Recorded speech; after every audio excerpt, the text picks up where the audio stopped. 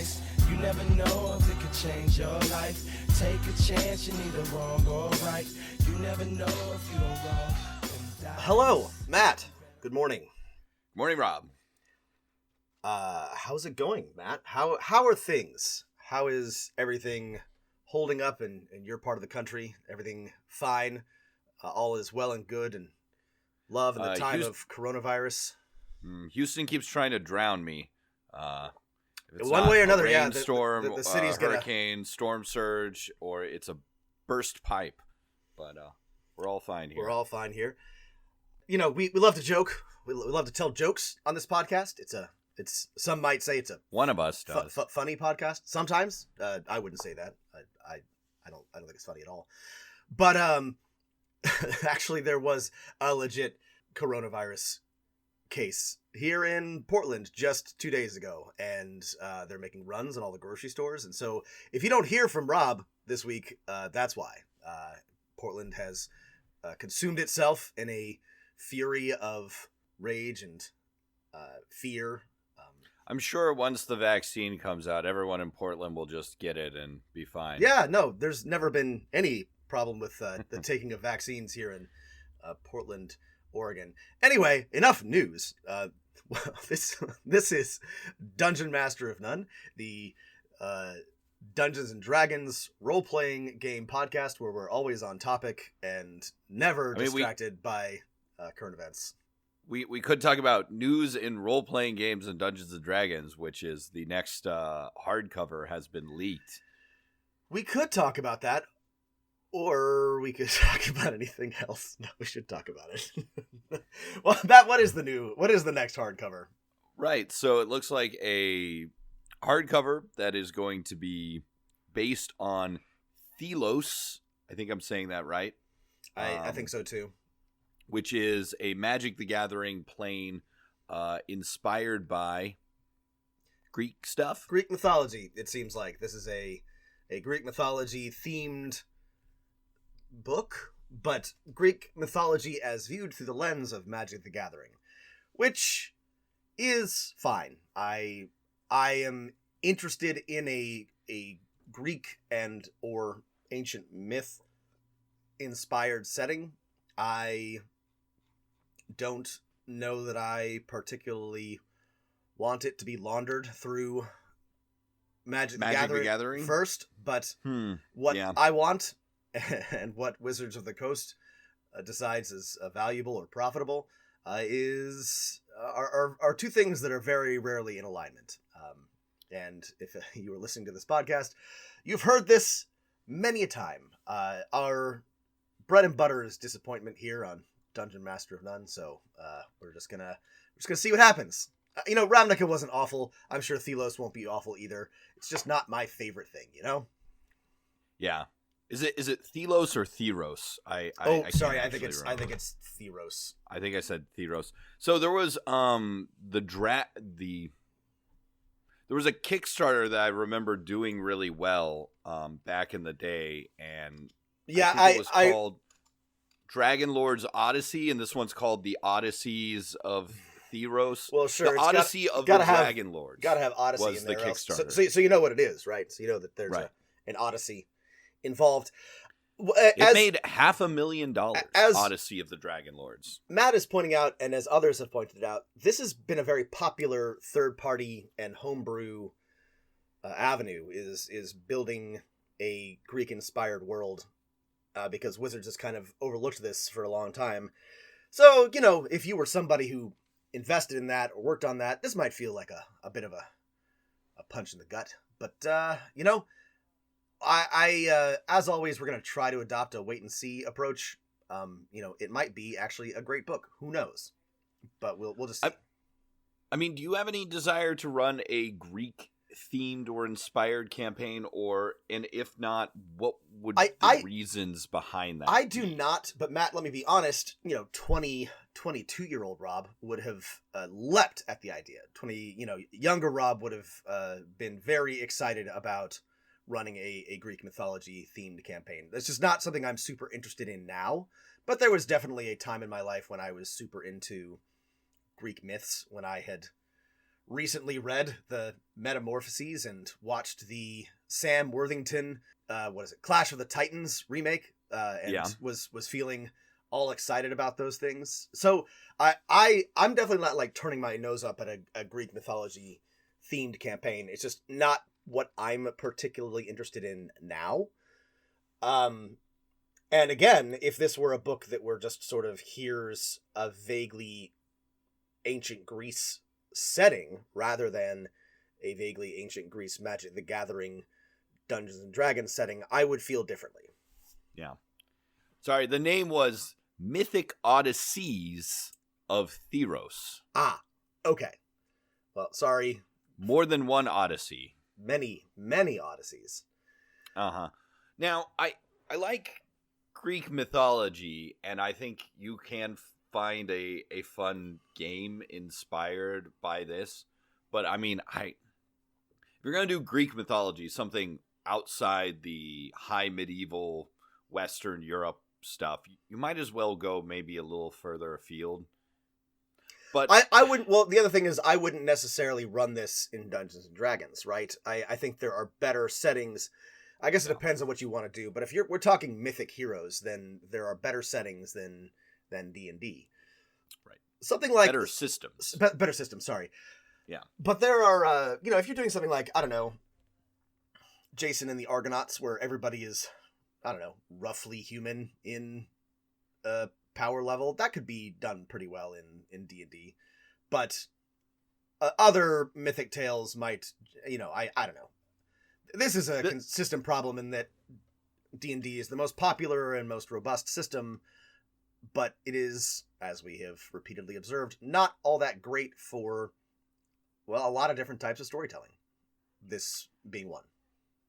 Yeah, I just, oh man, the combo of this with Magic the Gathering, I guess, is the weird thing to me.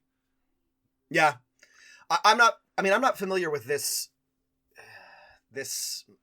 MTG setting. I assume there's been a set or two or several released. I wasn't playing at the time, so I'm not familiar with it, but because I'm not here's the thing, I don't know what I'm talking about, so I am going to try to adopt a wait and see approach, because I don't know what this is.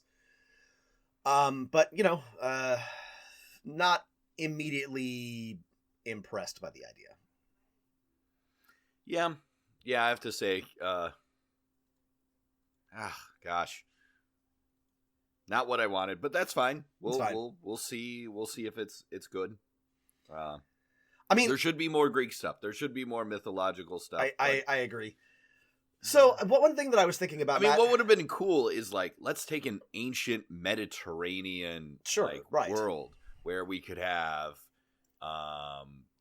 Egyptian and Phoenician and Sumerian and the East African, like, in this like weird mix of things. The tremendous Age of Mythology video game, combined Egyptian and Greek and Norse, myths into a big old strategy clusterfuck, and that works just fine. You could create a world where all the myths and mythological monsters and whatnot are present and engaged in the setting, and that would be interesting. But this seems this seems like not quite as ambitious as it could be, I suppose, which I suppose I shouldn't be surprised by based on Wizards' recent decision making.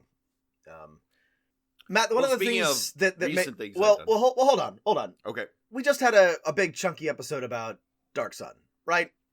Yeah. So I guess maybe what this says to me is that those of us who are languishing in the hanging on to our nostalgic memories of Dark Sun and or any of the other or settings. Any of the other settings that have been ignored or abandoned. Maybe it's time for us to start homebrewing or kickstartering or doing our own thing, because it seems like maybe Wizards is not going to re-up those old settings. I mean, Eberron I was surprised by. I honestly kind of thought they were just going to give up on it, but it's popular enough. So that's not a huge disappointment. But beyond that, you know, I gotta wonder if, you know, if any of the other, you know, old school ones are going to come back. You know, maybe it's a good thing to just move on from these. I mean, we are getting some of what we wanted, which is something that is new. Right. And regardless of whether I'll ever play a campaign in Wildmont or Theros, probably no to both. There'll hopefully be something that's new that I can steal. Yeah, I'm looking forward that's a nice thing. To reading them and seeing what's new and interesting. It's just not, the whole package is not for me. But again, Matt, we are not, I think, the target audience, as we have repeatedly, I have to keep reminding myself. So I don't understand why Wizards has invested so much in a crossover between Magic the Gathering and Dungeons and Dragons, two fantasy games that are very, very different but share a common idea of fantasy, yet hasn't come out with some simple yet interesting rules or a book, an entire book on this, on how to be the cool titular heroes of Magic the Gathering, of how to actually, your heroes are planeswalkers. It blows my mind. Yeah, I know the scale of D&D isn't set up to like be planeswalkers, because these are like literally possibly like immortal heroes that jump through time and space. Yeah. And are super cool, but why wouldn't you want to do that? I mean, that's interesting to me. And I don't know. I don't know. I mean, my instinct, my cynic's instinct tells me that it's easier to do this, to do a setting book, than it is to approach the fundamental mechanics and rules and think about how to be a planeswalker and or Magic the Gathering magician in Dungeons and Dragons, which is, I think, kind of a missed opportunity. I think that would be very interesting. If I was to ever play something set in a Magic the Gathering plane, I would only want to play in or run a campaign where the players themselves, every one of them, was some type of planeswalker, because that's the actual story. Everyone else is just pawns in what's going on here. Yeah.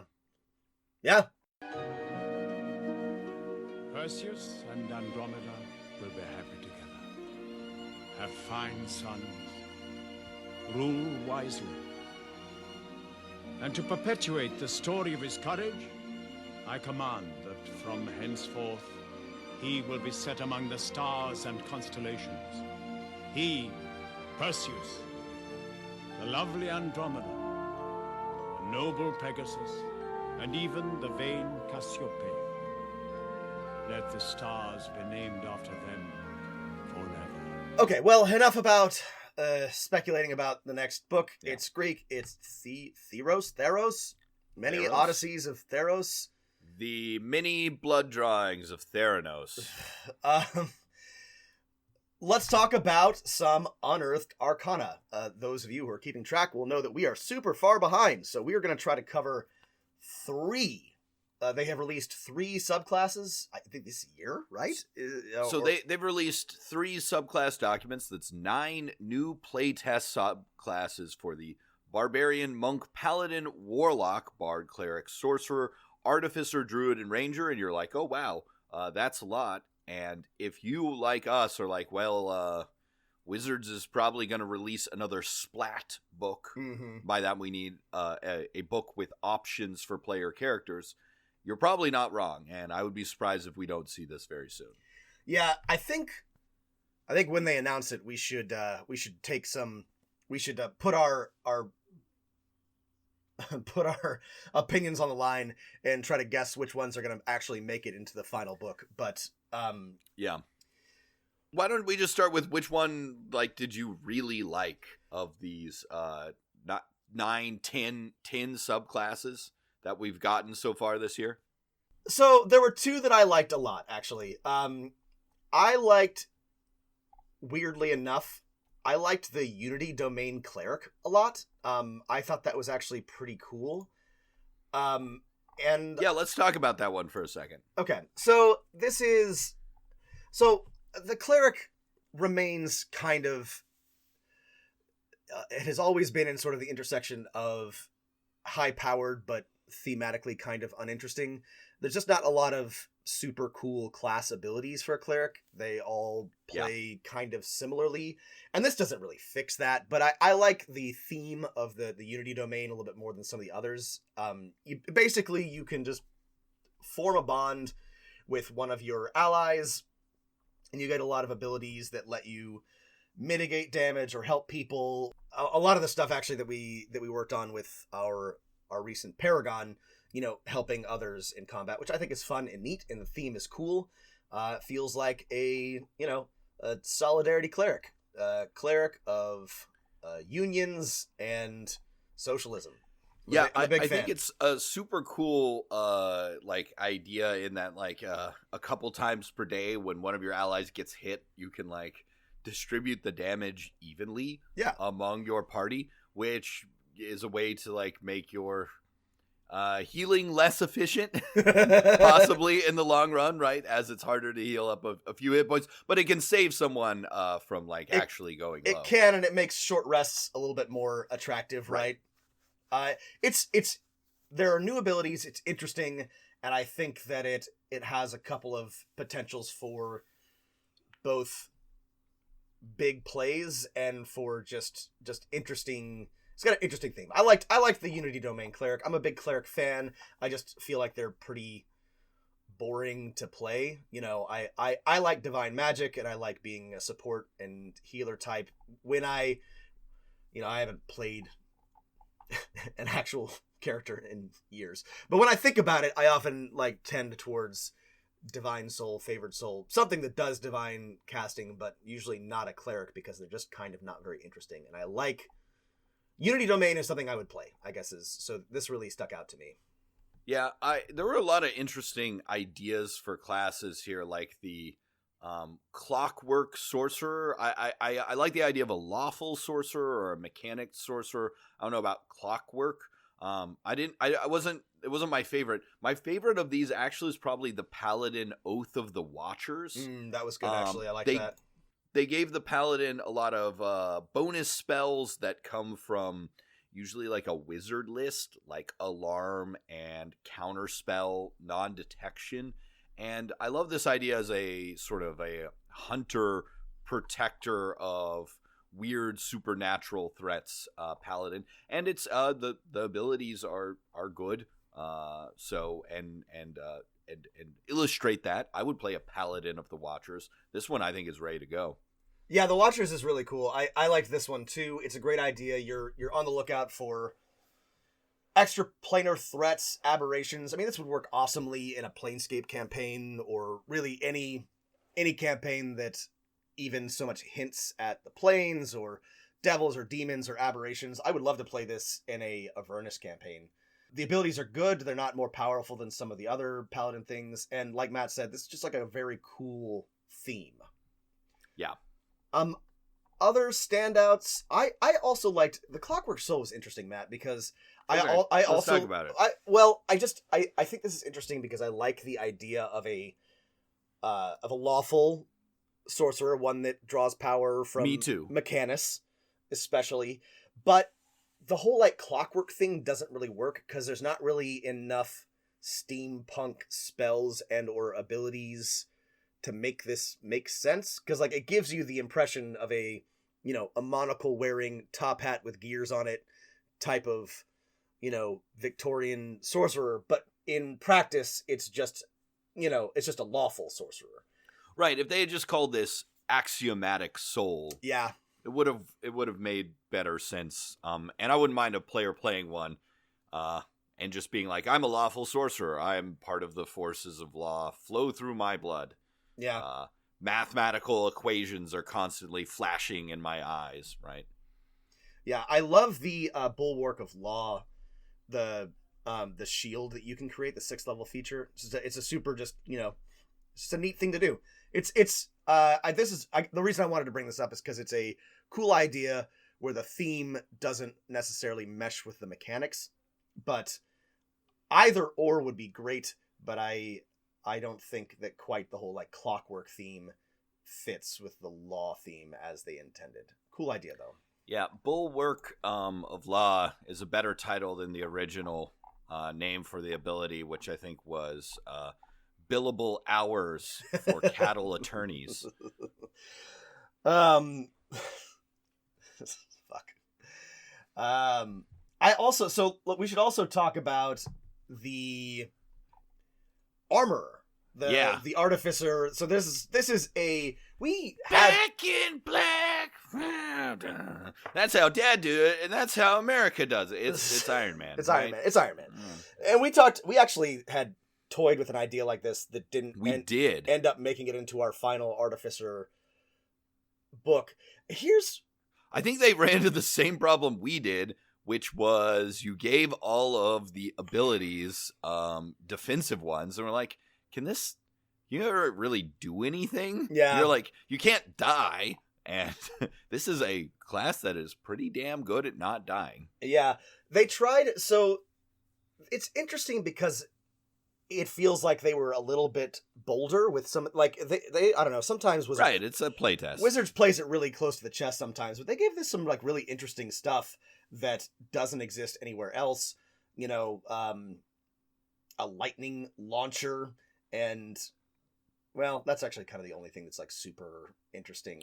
Well, I like that they basically made two subclasses inside the Artificer, right? And they might as well be separate subclasses because when you pick this subclass at 3rd level, you pick either Guardian, Heavy Armor, or Infiltrator, Light Armor, where it's the same armor, but your armor, it gives you stealth abilities as opposed to tanking abilities. Yeah. Which is kind of cool. So it looks like they tried to address the... why would you attack this guy with the Thunder Gauntlets? Like, it's this cool ability where any creature you hit with them has disadvantage to attack anyone but you. But as Matt has pointed out, you don't do a ton of damage already as an Artificer, and the armor doesn't really change that terribly. So, you know, you're this big honking dude in a indestructible suit of armor, but why would anybody... You know, it's the Dwarven Defender problem, right? How are you gonna stop people from just... you know, walking around you to beat the shit out of your squishies. Well, I mean, it's the same way anything in Dungeons and Dragons stops something through role playing and right, and the actual mechanics. I mean, you're just a utility tank instead of a tank that can do damage. Yeah, which might work. I don't know. This is actually the one I would be most interested in actually playtesting. Me too. Right? And I'm curious about this one. I want to see how it interacts in actual play. I like the idea. I'm a fan of it. I think it's pretty well balanced. I think this one's pretty cool.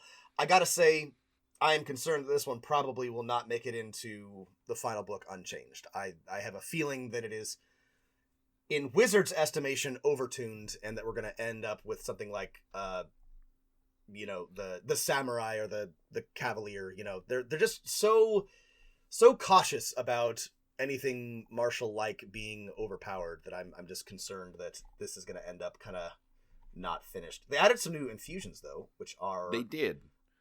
They're fine. They're fine.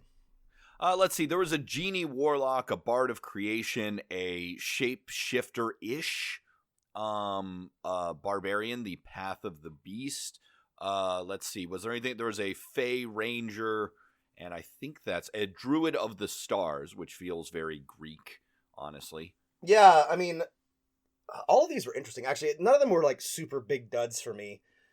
The Path of the Beast seems actually kind of astonishingly powerful.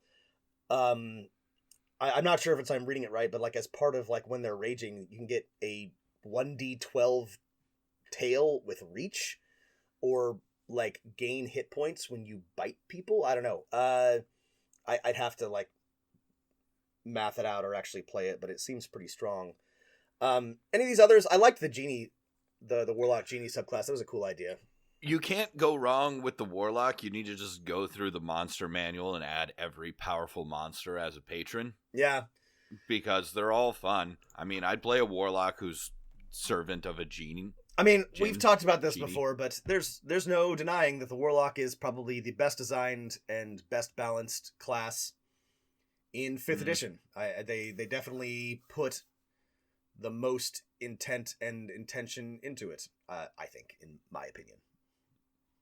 Just one guy's opinion. Honestly, I did actually like this package. Of the UAs we've been dealing with recently, a lot of them have been kind of like, bleh. But these were all, pretty good. And there were a few that I would actually be excited to play. So, I think... we're getting to the point where we've got 2 to 3 per class. Yeah. So, I think it's time. I can't think of what else they're going to do before we get this splat book, Xanathar's 2 Electric Boogaloo. Yeah. Who's left? Let's see. We've had Volo, we've had Xanathar, Elminster's Guide to the Mystical and Mundane. Are they gonna let Drizzt write a book? That would be funny. Drizzt's Guide to Pain. Yeah, I'm curious who's gonna be the author of our next splat book, because folks, it's coming.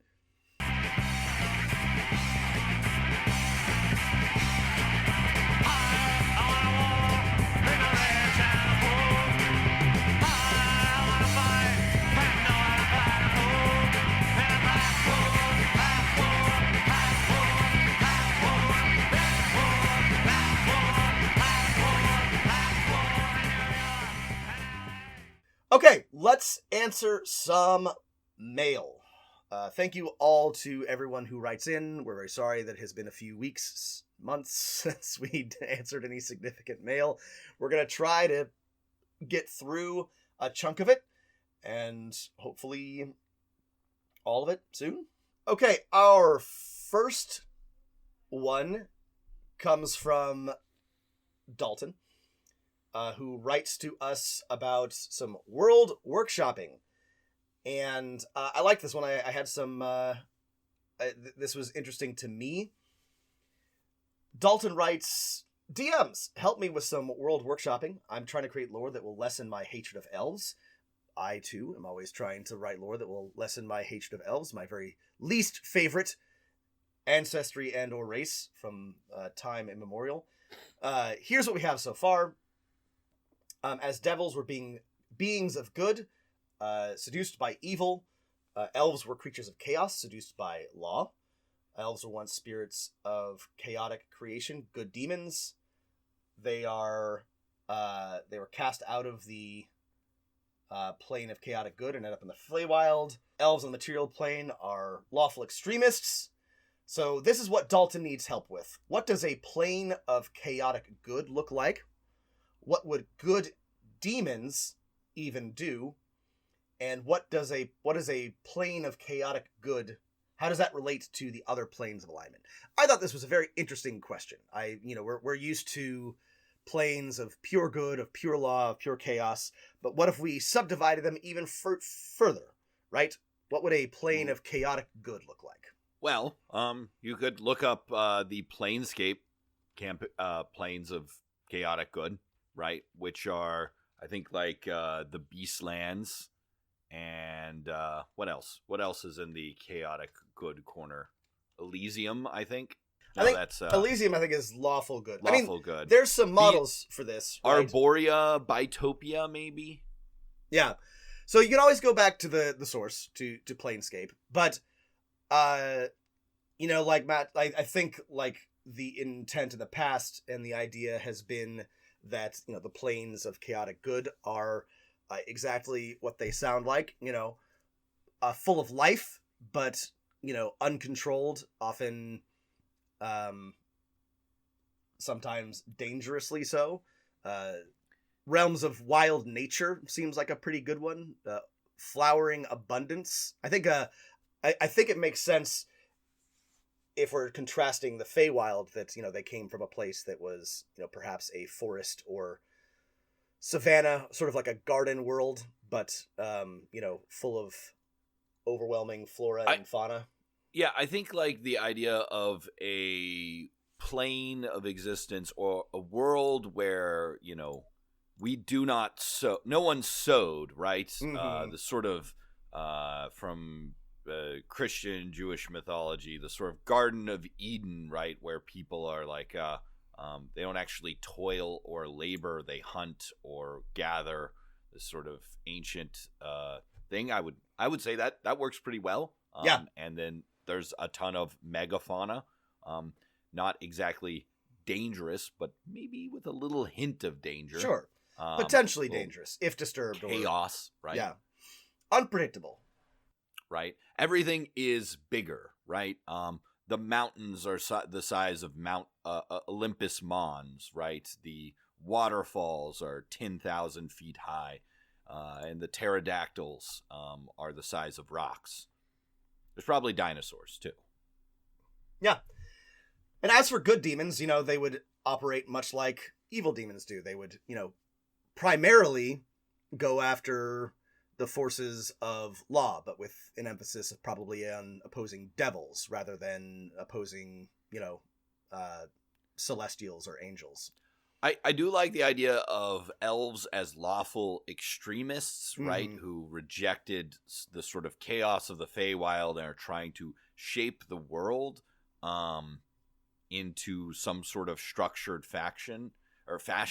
And I think sort of chaos spirits of something that is, maybe they're called Eladrin. You could just steal that name or something.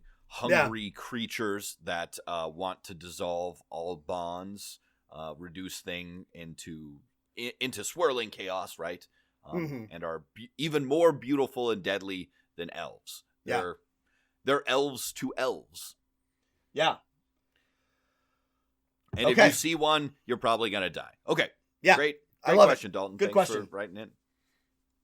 All right, we have another campaign doctor letter. This one is from Anthony. Campaign doctors requested. Hello, DMs Matt and Rob. I have a campaign that is in the need of some doctoring. Really, at this point, it would be an autopsy, but I'm still curious to hear your solution to my problem. I've solved it the best I could, but there had to be a better way to go. I was playing in 5e, and the setting was Ravnica. The players worked for the Orzhov Guild. There was an invasion by the dragon Nicol Bolas with his zombie army, culminating with the events of the War of the Spark. The players were able to shepherd some lower-level godlike planeswalkers and protect them. Part of this is on purpose to set up my next campaign in which they have access to a planeswalking ship and will be more powerful and can deal with external threats themselves. The way I ended up solving things was to have them contribute to part of the battle, even though they were so far removed from the main action that it didn't really matter much to the overall conflict. They fought off their main antagonist and took down a zombified god with the help of some allies. I do feel like they got a sense of accomplishment from this. I still don't know if removing them from the main stage of the final conflict was the correct move or not. How would you deal with this situation where your players are mortals fighting in a war that's going to be decided by demigods? Thanks and love the show. Best regards, Anthony. All right. I think this is a general enough question that we can solve beyond the sort of specifics to Ravnica and planeswalkers and stuff like that. Well, this is a good question, and we just talked about our problems with the Magic the Gathering setting, and and this is specifically one of them, right? How do you make your players feel useful in a campaign where they are, or in a setting where they are by definition side characters, right? Yeah, and this is, a more general problem because we as DMs often want to have a war of the gods or some creature, war of the dragon lords, more powerful than the players. How do you deal with that? Well, for me, I would say shift the focus. Yeah. Right? So rather than the players, like the instead of them helping out in the battle, their quest is elsewhere while this is going on. Right, exactly. Right? The war is happening, but what's really and it can be it should be what really matters is who controls the Eye of Bolas. Exactly. Or something. Something very important, right? Like, there's a smaller community or a smaller group that is under threat, or there's something very critical to people they care about that they have to deal with, and the outcome of the war matters, but not in the same way that their smaller quest does. Yes. And whatever's happening downstream from the war matters, and has an impact, but their own quest and their own, I guess, a frame of reference is entirely different. Right. So there are basically two solutions to these type of problems in general, right? You can go with the sort of 1917 or Saving Private Ryan situation. There's a bigger war going on. The players are not determining the outcome, but what matters to them is not winning the war. It's something else. Or you can basically say, well, the war is going on and more powerful people than you are fighting on both sides. But what will really determine the outcome is this one thing the players know about, right? Mm-hmm. Securing the secret intelligence of the enemy troop movements, right? In a more real world example, or in a fantasy thing like Ravnica, right? Collecting the staff of the, I don't know anything about Magic the Gathering. I'm just going to throw out some words. The staff of the Allspark to seal Bolas in staff his. Of the Allspark is what Optimus Prime.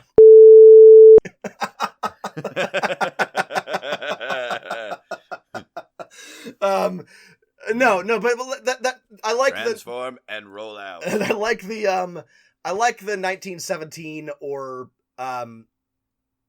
Saving Private Ryan, right? Because those are beautiful, engaging, powerful stories that don't matter. Or, well, 1917 matters a little bit to the overall war, but generally what happens in those movies, what happened in those stories, isn't critical to the overall outcome of the war. But you could also do something like, it's a small, what am I thinking of? I don't know. Isn't Das Boot about something? Anyway, finding like critical intelligence or if this is World War II, capturing the critical artifact, the Enigma machine, so they can decode Nazi information. Like that's not you're not on the front lines of the Normandy invasion, but you're still having a significant impact on the outcome of the war, right? So your players need to capture. Oh, it's the Death Star plans, right? This is the Rogue One thing, right? It's super important that not Rogue One, right? No, Rogue One. That they capture and discover these Death Star plans so the rebels can eventually win, but they're not actually on the front lines, right? So yeah. So that's how I would tell this story. Here's the way to doctor this scenario, right? To get down to the example, what you want to avoid, and it sounds like your players still had fun, so maybe this isn't such a bad idea. You want to avoid having a big battle and your players are like, oh, we're fighting this small thing, and they look over there and there's much cooler people doing much cooler things and you can't do anything about that. It's off in the distance, right? What I like to avoid as a dungeon master is giving my players things that they can see that are cool that they can't affect or interact right with. Yeah, it's super frustrating. Yeah, right. At least to me as a player, maybe not to every player, right? So in my opinion, you want to avoid that. Instead, give them the fact that there is a rogue planeswalker here murdering people that they know, and their job as a party is to team up and kill that planeswalker and steal his or her spark so they can become planeswalkers themselves, right? Yeah. And I like to sometimes like give the impression of a battle or a war happening nearby to add intensity or a ticking clock to their mission, but they shouldn't be witnessing a godlike battle between two demigods and be like, well, go get your MacGuffin, losers. Be selective about how you give the impression of what's happening if there is something bigger than them happening, I guess. Thanks, Anthony. Patrick also writes, just want to drop a line and say thanks, and I appreciate the podcast. I like the topics, especially the recommendations and transition music. Keep rolling them dice. This letter's from James. Dear Dr. Rob and Dr. Matt, hey guys, long-time listener, first-time caller. Hope you're both well. I'll be brief with the details, but I'm currently running an urban campaign in a huge swamp-adjacent city-state where the dead have physical form. Because of its power, the state is essentially going to be the keystone in negotiating the end of 100 years of war between pretty much everyone else. The bad dudes want to bring a radical candidate into the mayor's office. By the way, I'm also looking for a better term than mayor or patrician for this position if you have any advice, which could result in a war continuing until all the world is ash. Anyhow, the question is this: how are they going to go about rigging an election in their favor? And what things can the party do to rig it back in theirs? As a note, neither of the groups is currently in power, so they can't start gerrymandering or bringing in new voter ID laws. I'm currently thinking of introducing something like the clock system from Blades in the Dark and having a clock for each district or group of import, like churches or trade unions, increasing it when they do missions in favor of certain groups or whatnot. I hope this subject doesn't hit too close to home. I think you guys have some elections going on, but I'm not sure, ? And that you both keep creating wonderful GM advice. Thanks and kind regards, James. I love this question, and I think this is such a cool idea for a non-standard for a campaign. I think it's super neat. For mayor's office, there's a lot of, you could steal a lot of names from history. Burgermeister, Stadtholder, Doge. Patrician's pretty okay. I don't know. I have like 1,000 of these, James. Yeah. But something like that.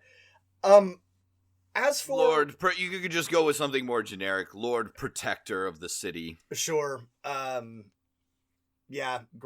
Grand something or other. Yeah. Grand Protector. I like the idea of stealing the clock system from Blades in the Dark.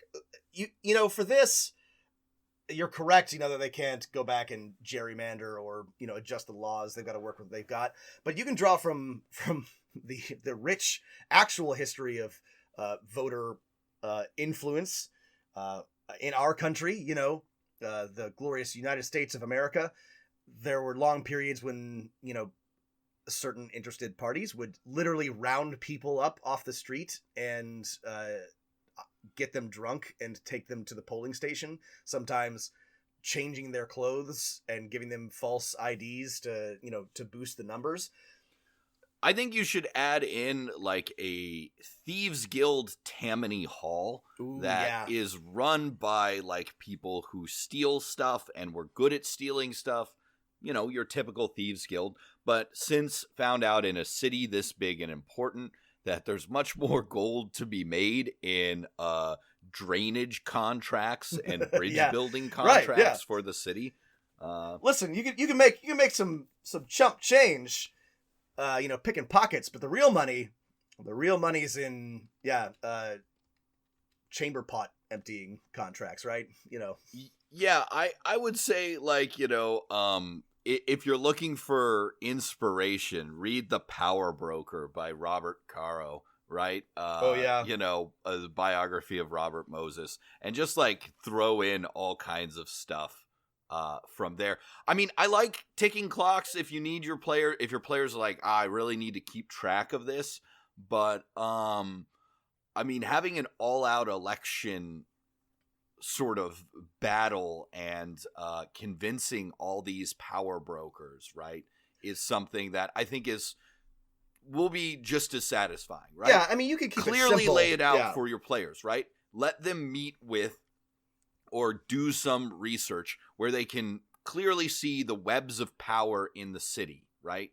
And then let them make their own decisions on how they want to approach fighting this election rigging.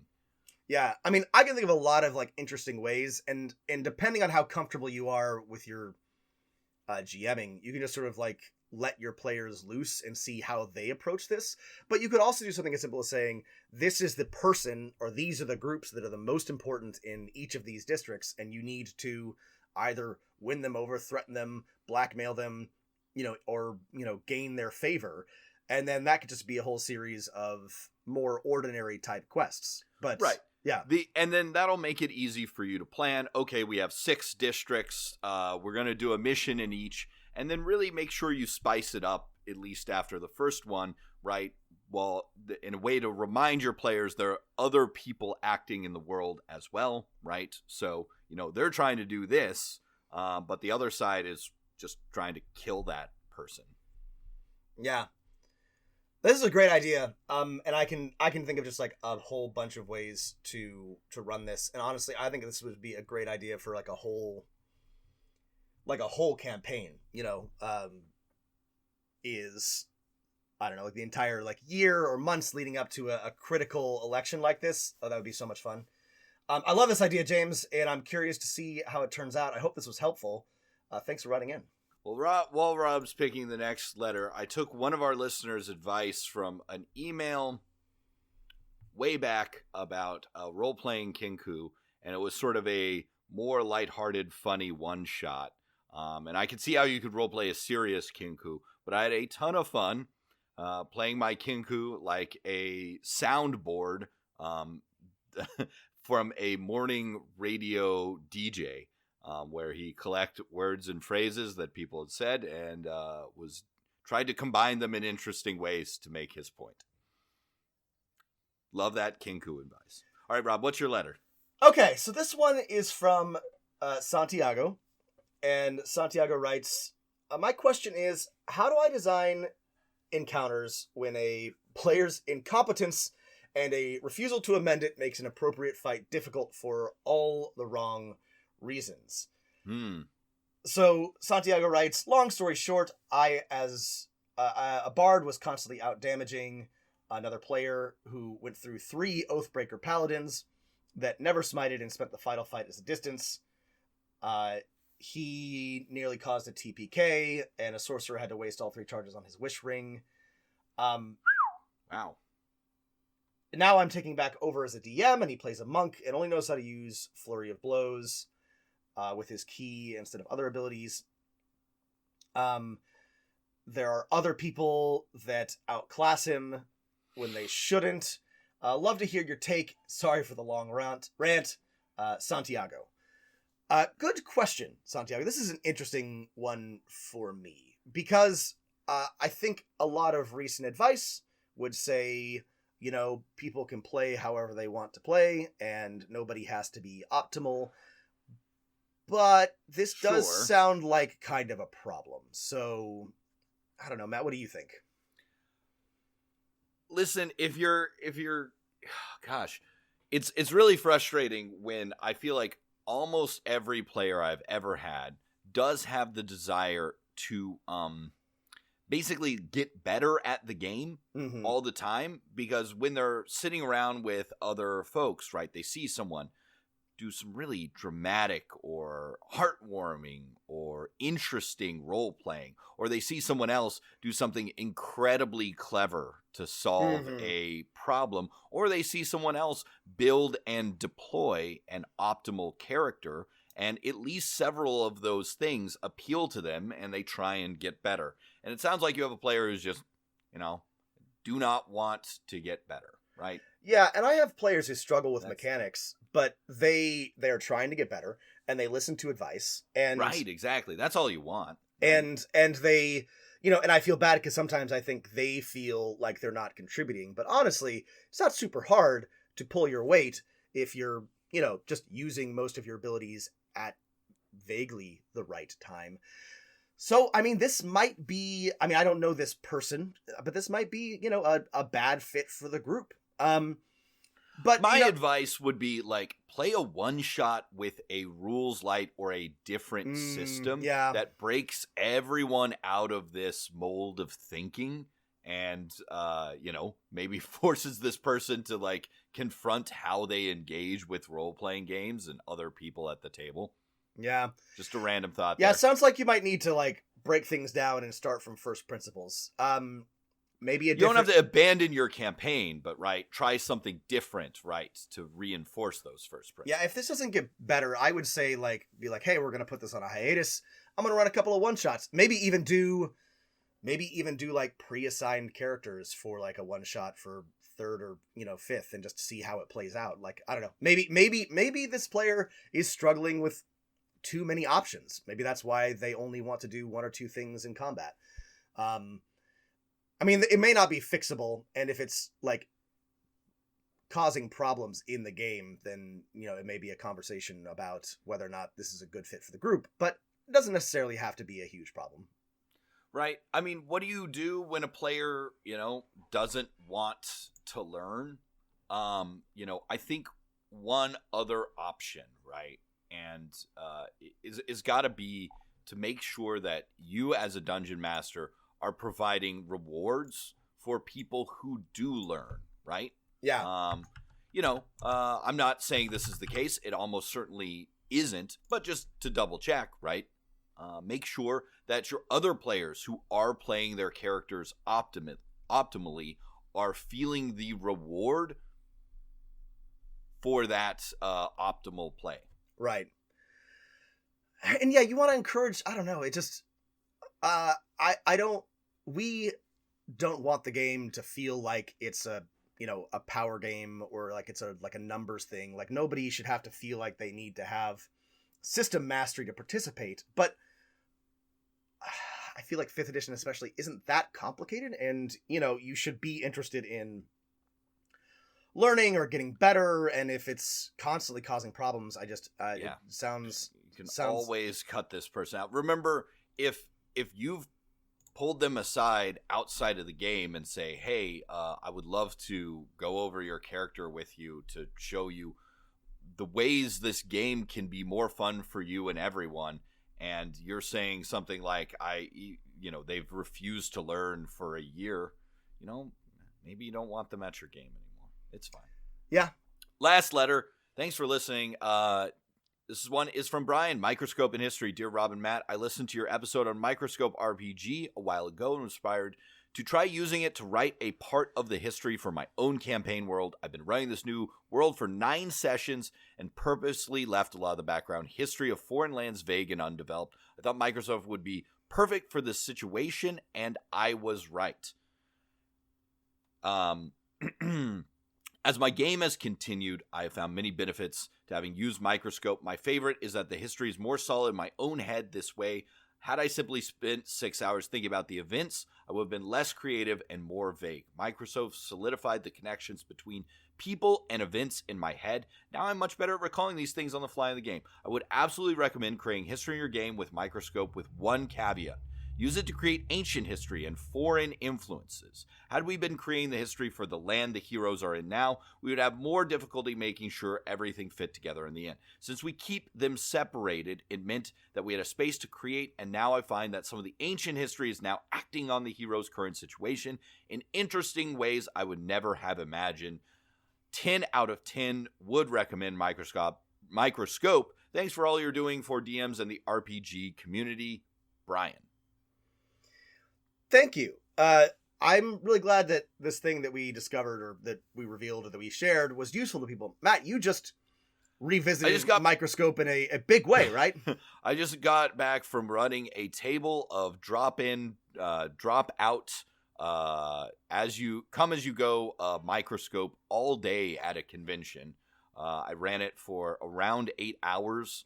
Had, I think, over 11 different players come by. We played 5 different Microscope timelines, and I have to say, after playing lots of Microscope, it's a game it's hard to get tired of. And if maybe you don't want to do something as crazy as Brian, which is to use Microscope to write parts of the history of your world, though you should. It's honestly, if you want a way to practice world building and practice thinking about world building smart, then Microscope is pretty much one of your very few options, right? I also love Brian's suggestions about limiting the scope, to ancient history or foreign influence. Maybe there's a part of the world building that you feel solid on, but, you want to allow your players to build out some stuff that's less well developed. I think this is just like a super cool idea. I think this probably worked really well for Brian. So, and, I think it depends. I think we talked about this when we did the Microscope. It depends on your group and the people you're with, but it's easy to do. It doesn't require a ton of knowledge or investment. You're learning. Yes. You're just working together and telling a story. And I think it's a great idea. So I'm really glad to hear that it worked out so well for Brian.